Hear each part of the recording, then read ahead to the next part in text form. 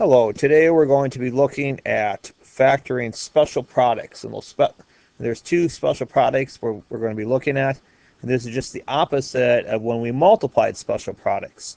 That is a difference of squares in perfect square trinomials. The first one says this: if I have two terms squared, like, let's say a squared minus b squared, that factors to a sum and difference. So a squared minus b squared factors to a plus b times a minus b. The easy way to tell this, it's the only time we're going to factor a binomial with two other binomials. That is the first term squared minus the second term squared. Now I could take a look at an example here and say, like, 4x squared minus 9.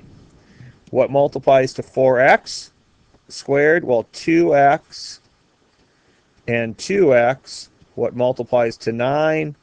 3 and 3. Since it's a negative 9, it's a positive 3 and a negative 3. And that's all we're doing with that one.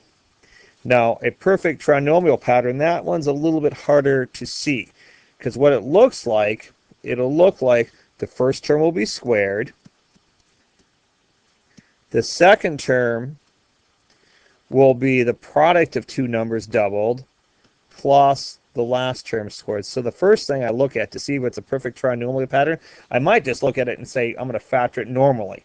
That is, I'm going to say what two numbers multiply to the first term, what two numbers multiply to the last term, and then do a guess and check. But as it turns out here, it's the square root of the first term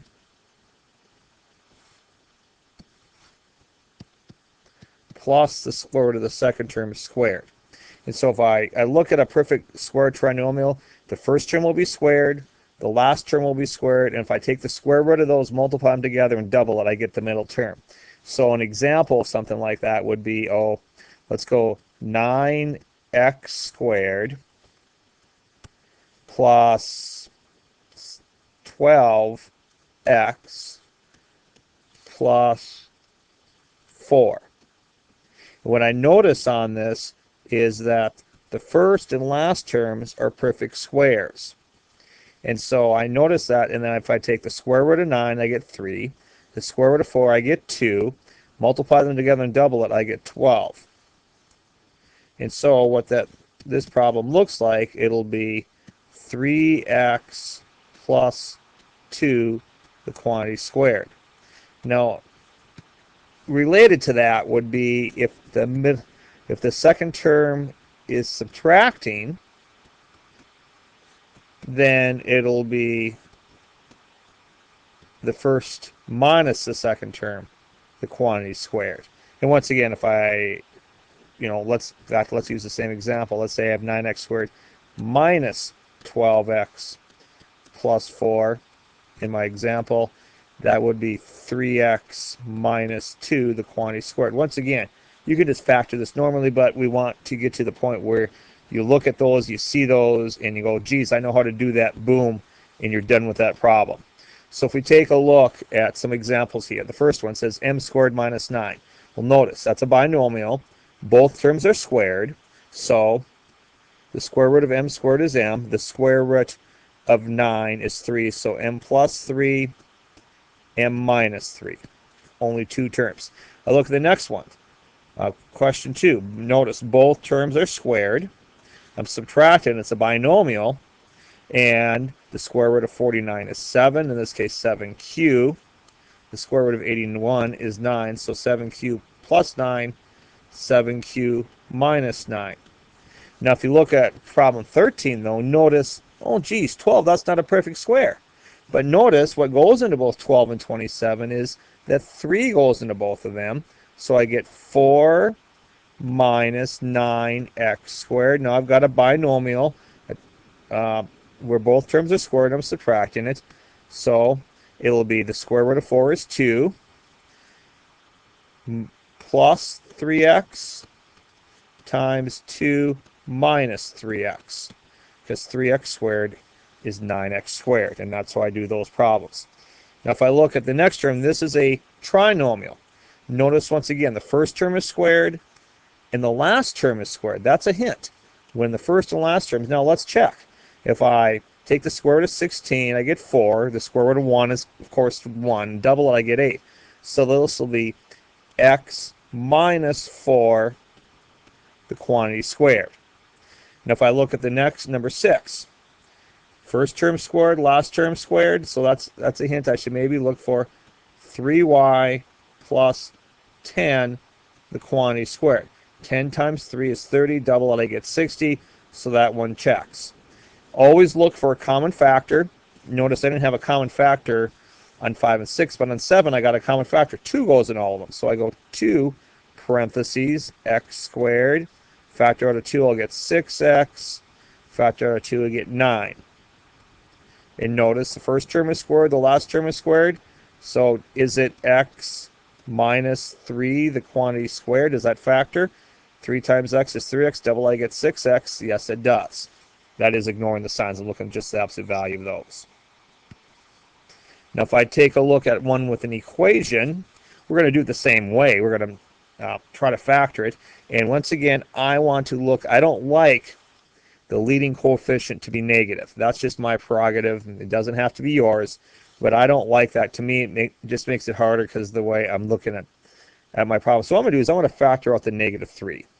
So I factor out the negative, that means that changes the signs of everything. So I'll get x squared plus 6x plus 9 equals 0. Notice first term squared, last term squared. So is that x plus 3, the quantity squared? Sure it is, because 3 times x is 3x. Double, I get 6x. Now the only thing, since it's equals 0, negative 3 isn't 0. So then I can say x plus 3 equals 0 and solve that. So I'll subtract 3 from both sides. And lo and behold, x turns out to be negative 3 in this problem. And that's my answer for that one. Now if I take a look, ooh, ugly.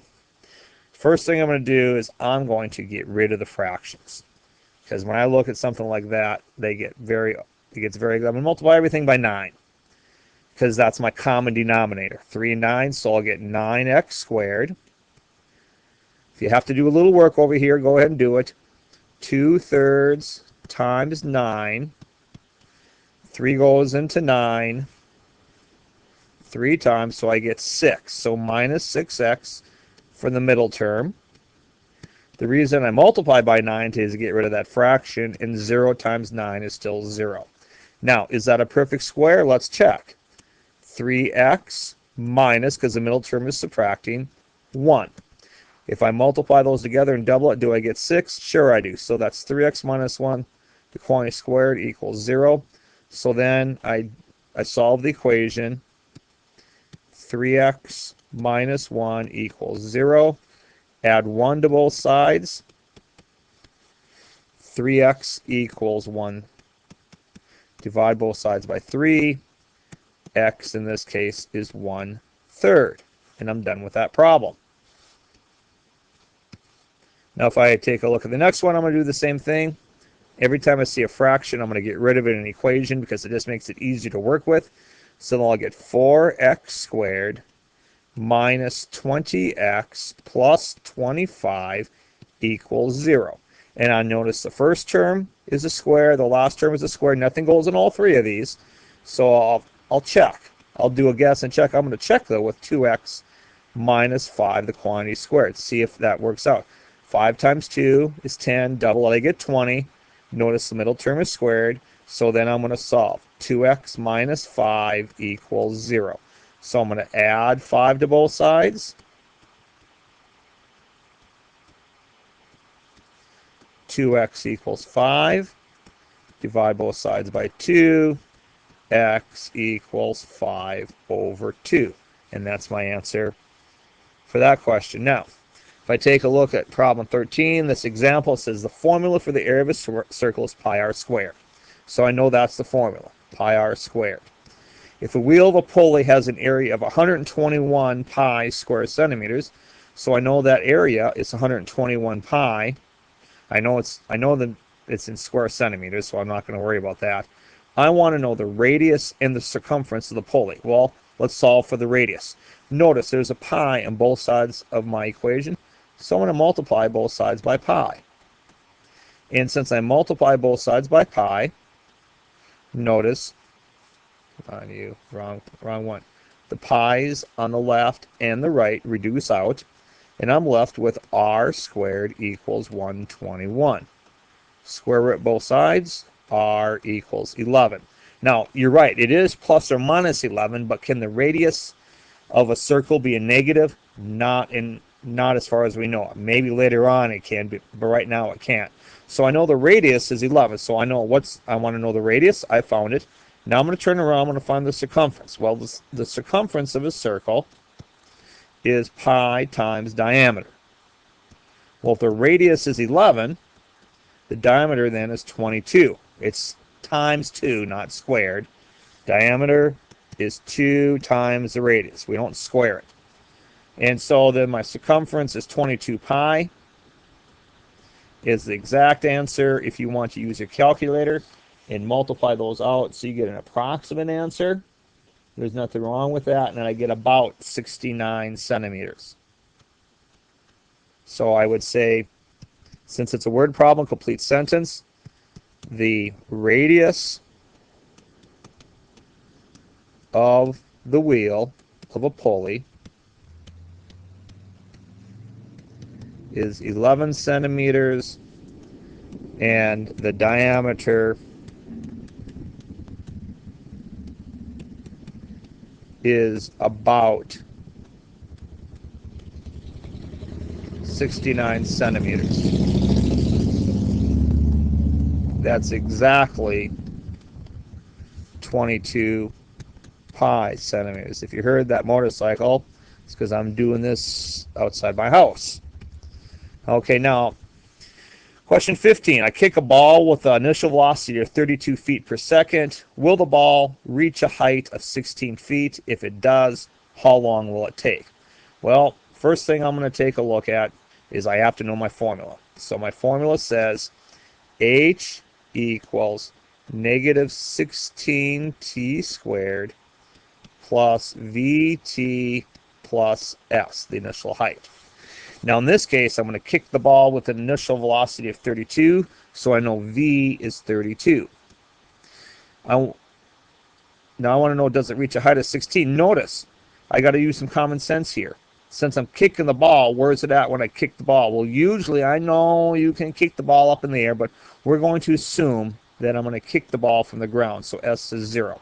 So I'm going to say h equals negative 16t squared plus 32t. Now I can do this a couple different ways.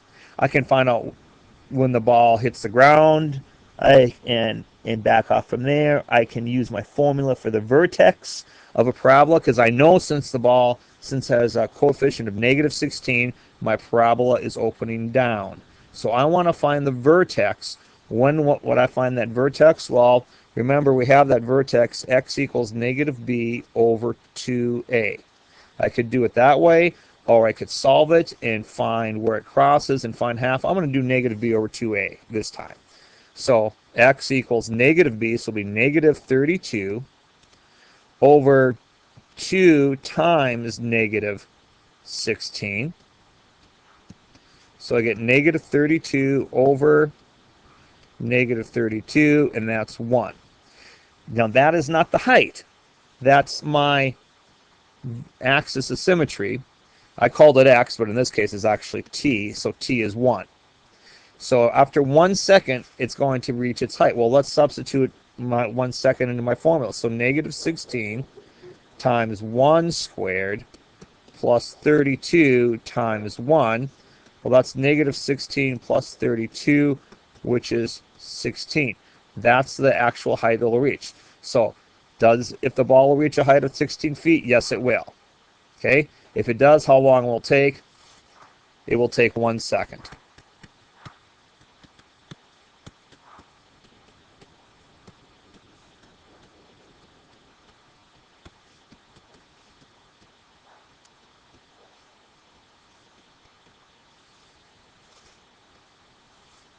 And there we go. That's just how you do it with a vertex.